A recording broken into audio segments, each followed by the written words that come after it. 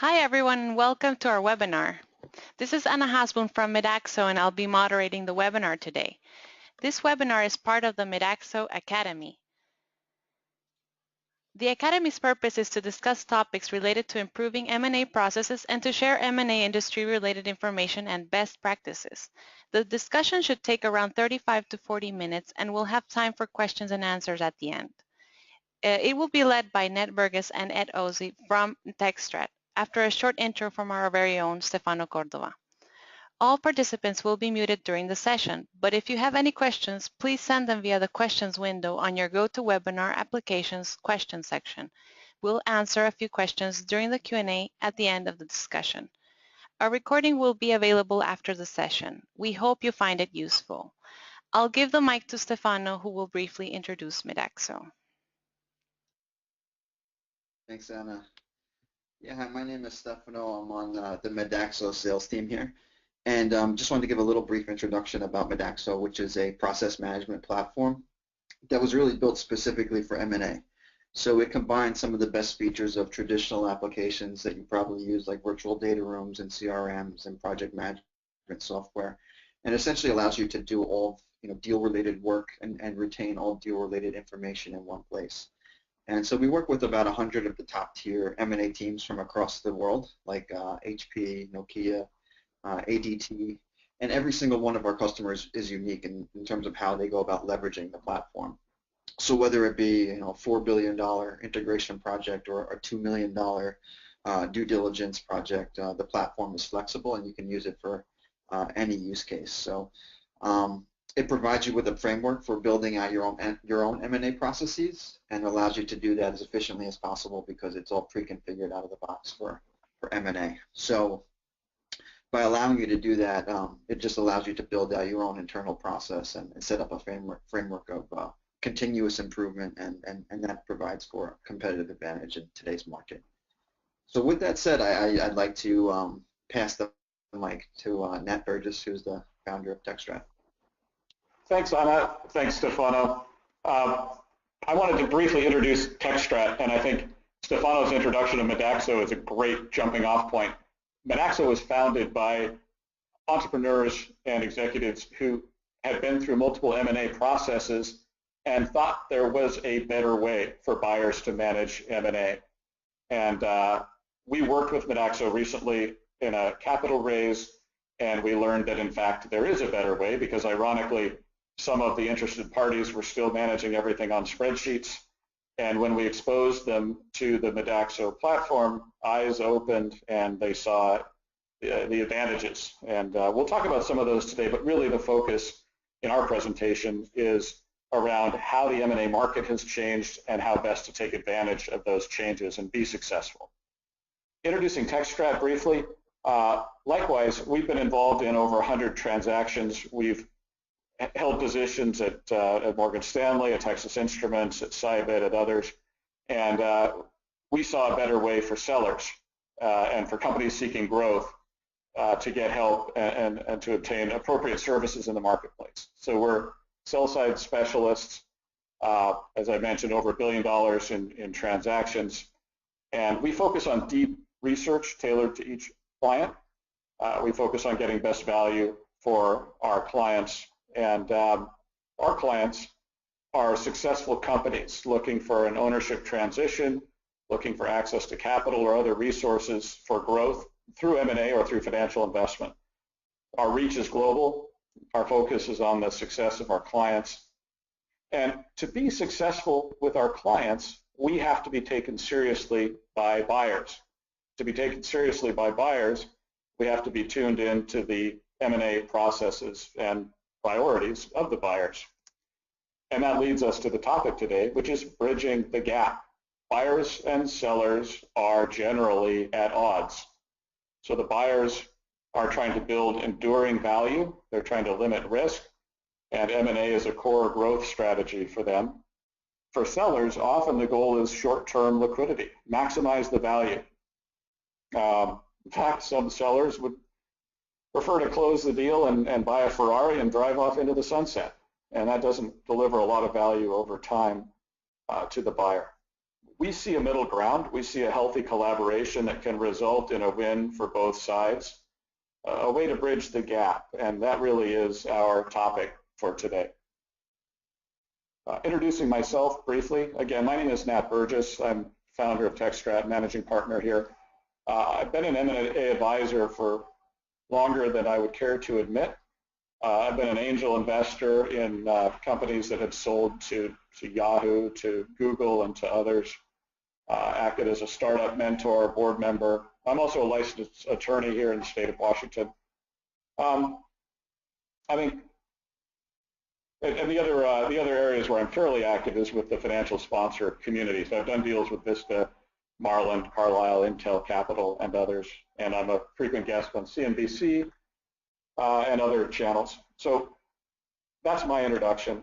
I'd also like to introduce my colleague, Ed Ossie. So speaking of bridging the gap, Ed and I met 10 years ago when I was representing a seller, a small publicly traded company in the insurance software space, and Ed was on the buy side. We weren't able to get that deal across the line, but we did become friends through that process, and we've worked together on multiple projects since then. Ed is a sector professional for TechStrat. He's focused on vertical market software companies. He had a successful career at Texas Instruments and then has taken on C-level positions at a couple of public companies, very active as a buyer on M&A deals and also as an advisor to private equity firms looking at opportunities in vertical market software. And Ed will be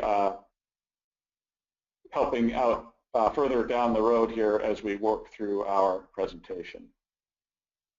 So I wanted to start with just context. We're going to be talking about how the market has changed, and I have the perspective of, well, since 1989 on some of the big changes that have happened. And I remember during analyst training at Morgan Stanley, we had a managing director step up and basically say that the M&A process is like building a city in a month, and then when it's over, you blow it up.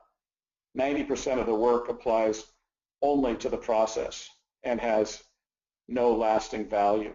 Now, bear in mind, this was a time when we were still taking taxis around Manhattan to go to the financial publisher and get annual reports or get other documents. It was, by comparison to what the web and technology has enabled today, it was a primitive time. Everything was filed, paper copy, and nothing was ever looked at again. So the challenge there becomes you do all this work, you go to the word processing center and you ask for a bunch of stuff to be typed up, and then you build a pitch book in a 3-ring binder, and then you go and present it to the client, and then the work considers or pays, and at the end you've got nothing to show for it. So I think one of the major changes today is just what technology has allowed us to accomplish in preparing our companies for sale and also for buyers to use better tools to create lasting value. And so let's talk about that.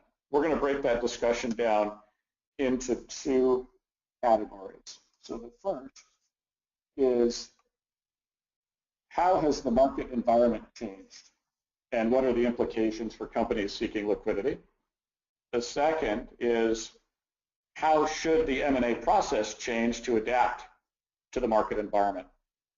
And because we're sell-side advisors, we tend to look at things from our client's perspective. The questions that entrepreneurs are asking are really around, what is the valuation of my company or the company I've invested in, and how can I maximize that value or at least harvest it?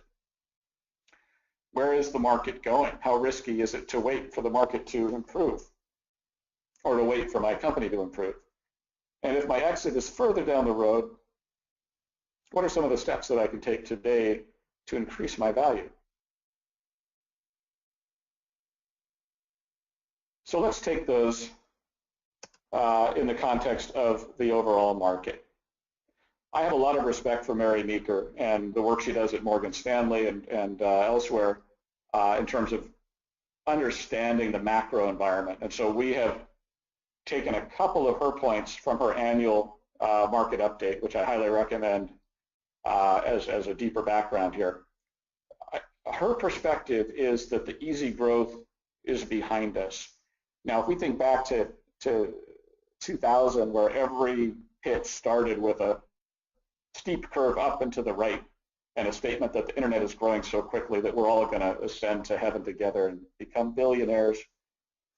Those days, we knew they were gone, but they may be more gone than any of us realize. In other words, a lot of the technologies that have been deeply disruptive may now be commodities.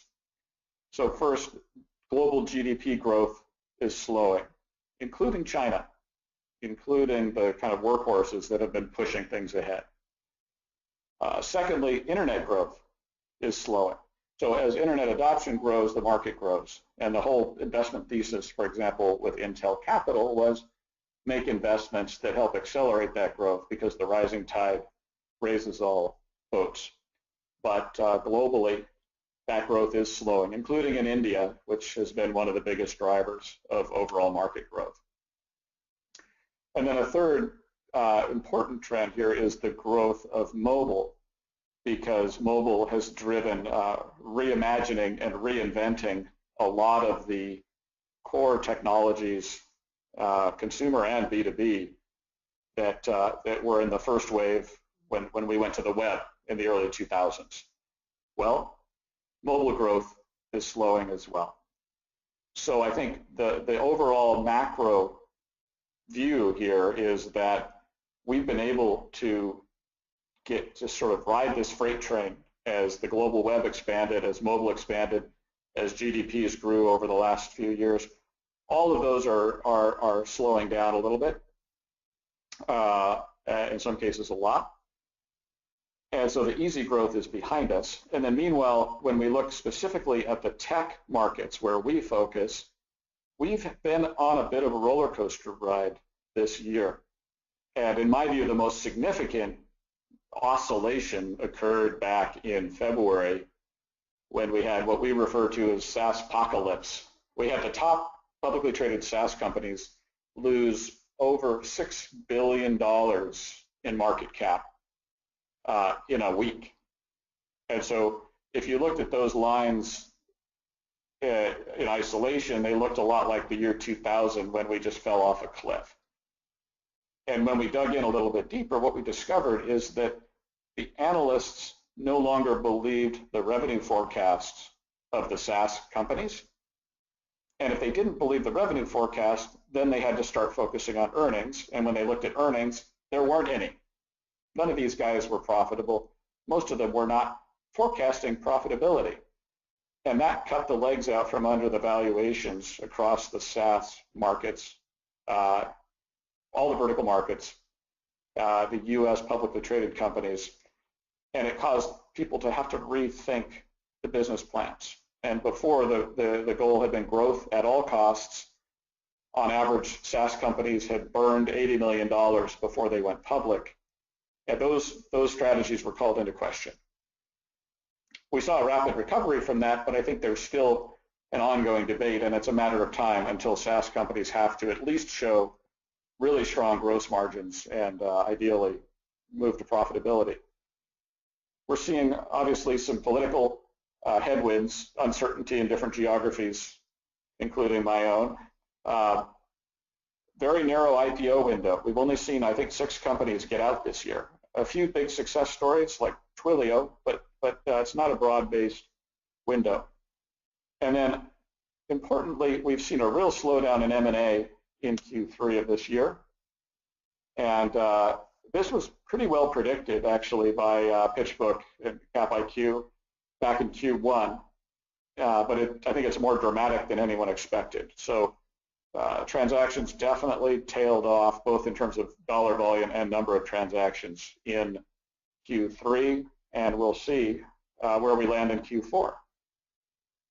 So that's not all great news, but in spite of the uncertainty and the volatility, I would argue that as a technology entrepreneur, if you're smart and careful, this is still one of the best times in modern history to seek liquidity, to seek capital.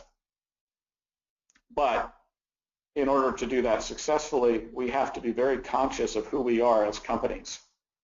And really, I would divide the universe of M&A targets roughly into 2 buckets. The first is a consolidation play. So we're in the middle of a deal right now where we're helping a company be acquired by their larger competitor in a market that has largely consolidated.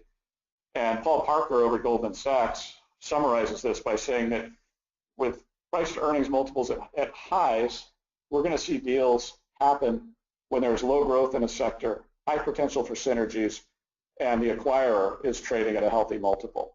And so if you're a vertical market software company, if you're more of a legacy company, if you're in a mature market, if you've seen consolidation happen around you, this is your world.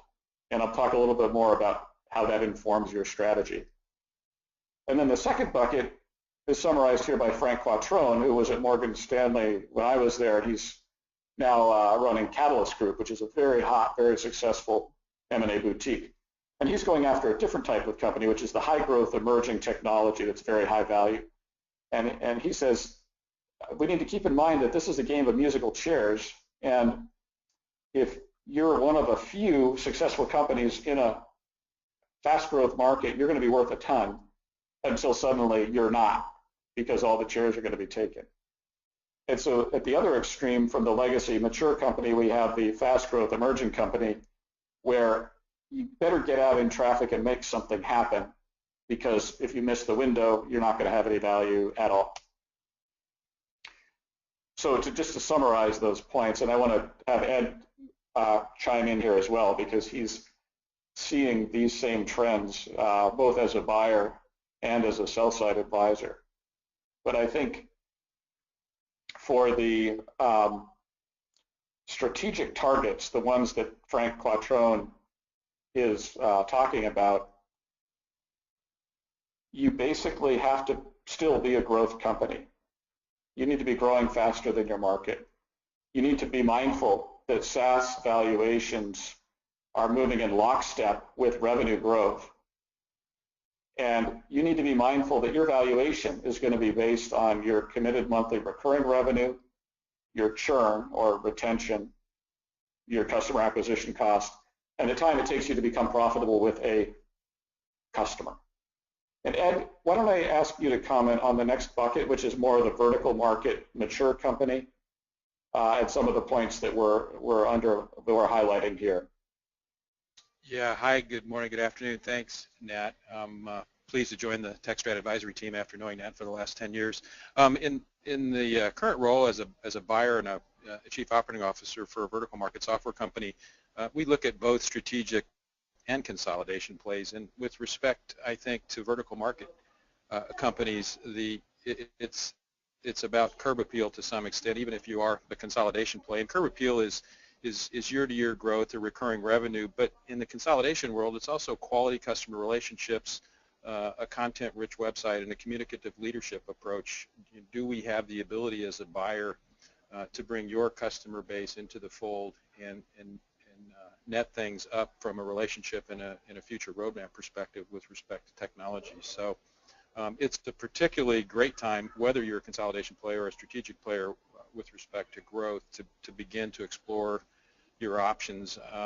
And one thing that's pretty important is, while in a full-time acquisition mode or M&A role, we don't really wait for inbound opportunities. We scan all the time, both types of organizations. It's not really about which houses are for sale. It's about which houses have curb appeal with or without the for sale sign. So I think curb appeal and M&A can come from growth, recurring revenue, quality customer relationships, and so forth. And just understand, to Nat's point, which bucket you are currently delivering your revenue in today. And I expect that the qualified buyer will appreciate that and fit it into their strategy on a going forward basis. So, thanks, Ed. And I think that those are great points. And part of being well defended is defending your customer base, being able to carry that customer base over with you. So the last 2 points here before we shift over to process, there's no room for error. So the easy growth is over. Rising tide lifts all boats. A slack tide leaves all the boats where they are. So your execution has to be flawless. The financial sponsors have strengthened your competitors. So those investments are happening at an astonishing scale. The unicorns are amassing cash. You may find yourself competing against some very robust marketing budgets. And don't take your customers for granted. Ed made the point earlier that if you're acquired, you need to be able to deliver those customers to the acquirer, or what's the point? So you need to get out there and love your customers, keep them on board, have pragmatic, deliberate retention plans, and execute on those plans. And then the last point here is that we all need to invest in revenue relationships. And I think it was Greg Stanger at Microsoft back in 1998 who said to me, the most valuable engineers in software companies today are the financial engineers figuring out revenue relationships with customers. And that stuck with me 18 years later. I still think about that because when we're in an M&A deal and we're talking to someone like Ed or someone on the buy side, they go straight to quality of earnings. And if the revenue is one-time revenue, non-recurring, it has very little value because you can't rely on it. During the dot-com meltdown, Siebel, the CRM company, went from an $80 million quarter to a 0 quarter in new licenses. And we all remember that. So invest in revenue relationships. Let's shift gears now and talk about process. We're moving through a lot of material today. The slides will be available. Please do ask questions in the Q&A window as we go along, and we'll address those at the end or via email afterwards. But I want to make sure we cover all the material today. So we've talked about the macro M&A market. Let's talk about how the process needs to change to adapt to that market. First, buyer goals have changed. The first deal I worked on was the buyout of RJR Nabisco by Excel KKR. Not Excel KKR, it was Colbert Travis, the old KKR before the tech days. And we were hired basically so we wouldn't launch a competing bid. I think we booked $200 million in fees. But the model then, barbarians at the gate. You fire the employees, you recap the company, you extract dividends, and it's all about harvesting as much liquidity as possible, often with management changes. The new model, especially in tech, is buy into a growth platform. That means retain people. That's true of both sponsors and strategics. The old model was to find the next growth product. And in the new world we live in, everything is so interrelated and tied together that buyers are focused more on building an ecosystem and buying companies that help fill out the piece parts of that. The old imperative was to make the quarter. The new one is to maximize and build long-term committed monthly recurring revenue in whatever form you can, so you can make the quarter in a year. In the old days, you would hire a leader, the leader would hire a team, they would start building, and 2 years later you would have a product. The new model is buy a company that already has a team up and running that can get you there faster. I had a meeting over in Redmond last Friday with a general manager of a group at Microsoft who basically, he's looking for not just a product, but a company that's building a product because they want it, and they don't want to go out and hire people, and they don't want to go find resources individually. They want a team that's up and running. And this is not just acqui-hire stuff. This is real strategic M&A where the team is a core asset. In the old days, companies would serve their home market. Now it's about global expansion, and we're seeing that out of China in particular, where the expansion of outbound M&A dollars is pretty mind-boggling. In the old days, you would promise synergies, close the deal, and then have to go close the next deal in order to grow. So QuarterDeck, there were a bunch of these companies that just kept growing as long as they made deals. The new model is to create accountability for synergies and to actually harvest those synergies and achieve the growth.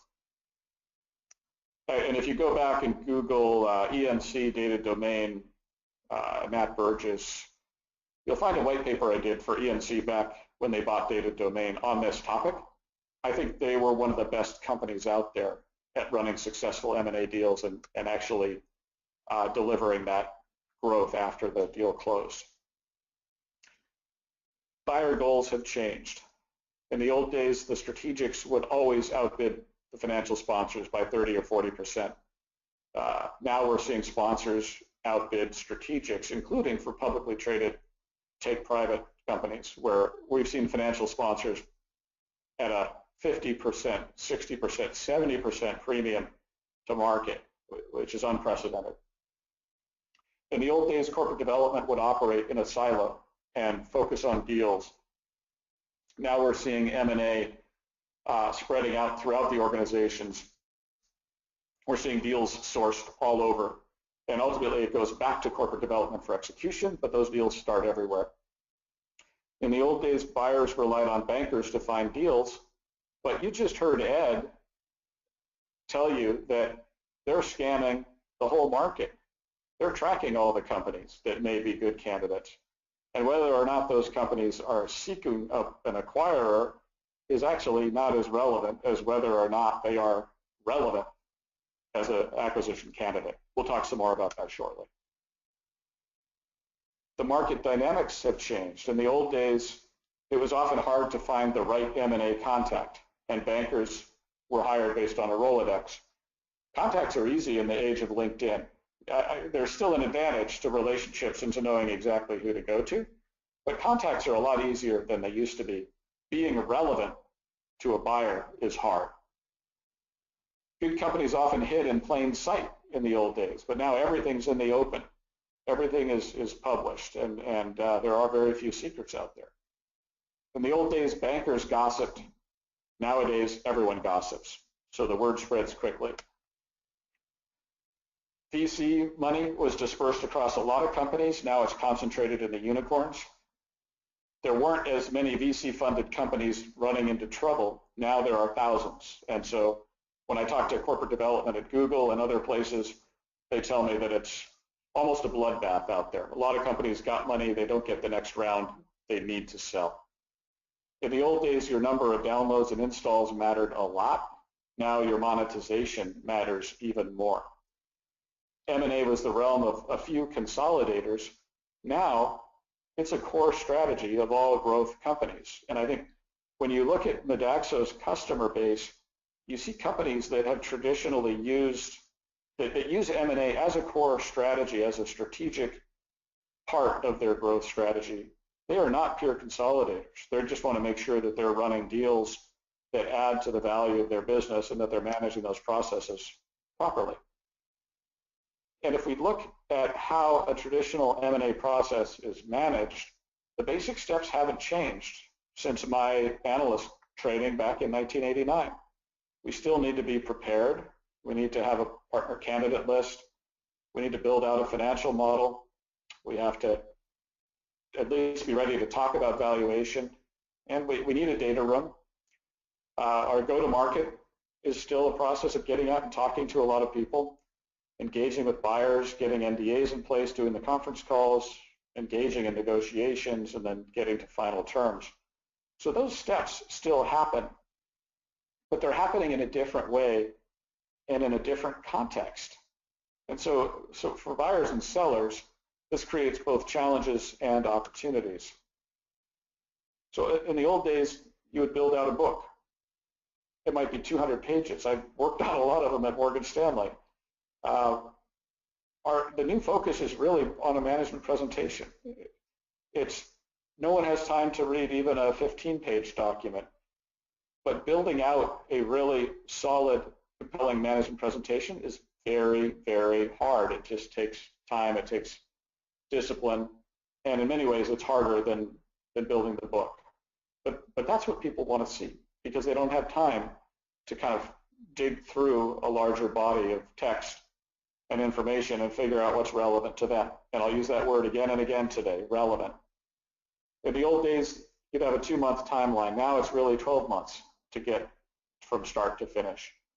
In the old days, preliminary bids would be a condition to getting the management meetings. Now, management meetings, in my mind, are a condition to submitting a bid. I don't want to hear your view on value as a buyer until you actually understand the team and the company and how they can help you.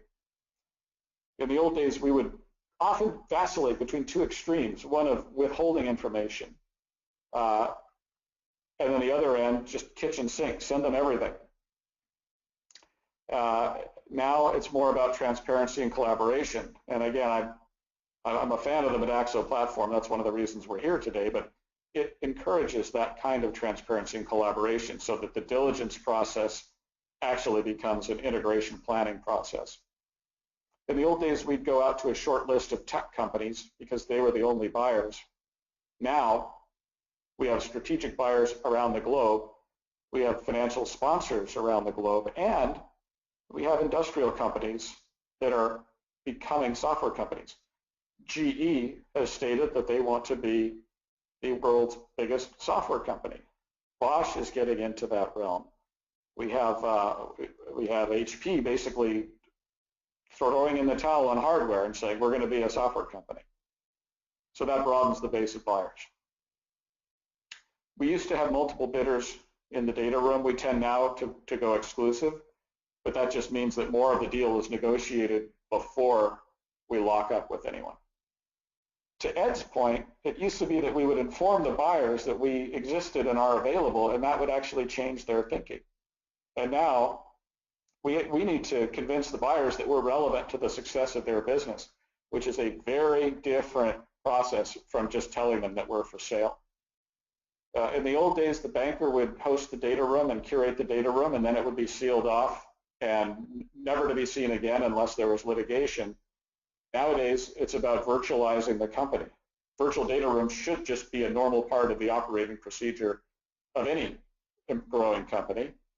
And then as we get into the actual process, all the information on the company and operations and people and financials and everything is in the cloud. It's available. We don't have to sit in a room and ask questions and go through filing cabinets.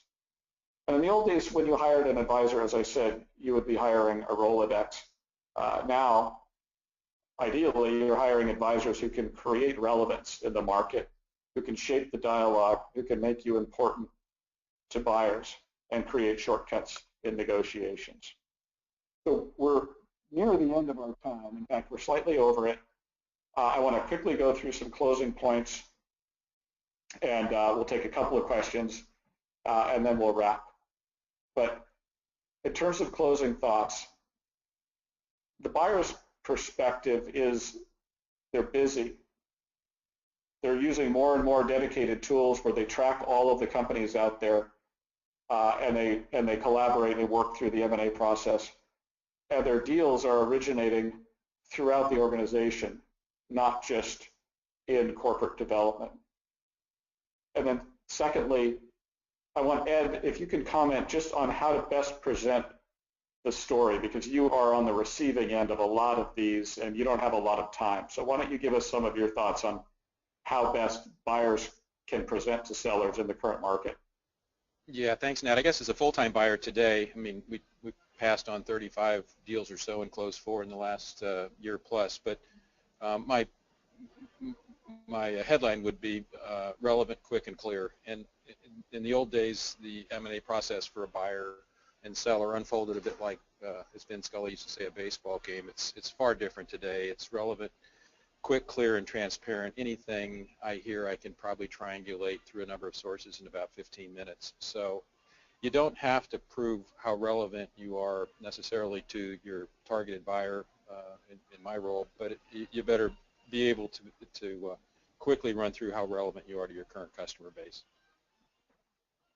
Thanks. And since you share the same types of customers, it almost amounts to the same thing, right? That's you're a public company that's growing on a bigger scale than most of the companies you're looking at, but ultimately you're creating relevance in your marketplace.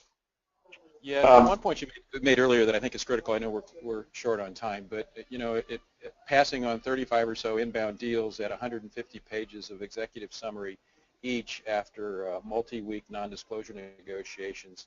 While that still exists today, you can imagine in the buyer chair, the folks that are quick, clear, and relevant and transparent are going to get far more airtime and net out the right people, and whether it's corp dev sponsored or from the line of business. So we'll leave it there.